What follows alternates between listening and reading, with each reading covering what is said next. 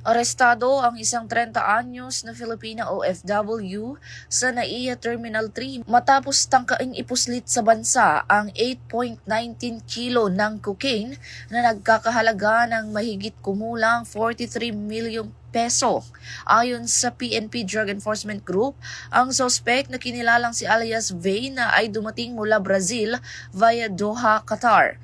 Nadiskubre ang iligal na droga sa X-ray screening matapos mapansin ang kahina-hinalang laman ng kanyang bagahe kung saan natagpuan ang cocaine na nakatago sa false compartment. Kinasuhan siya sa paglabag sa RA 9165 o ang Comprehensive Dangerous Drugs Act of 2002.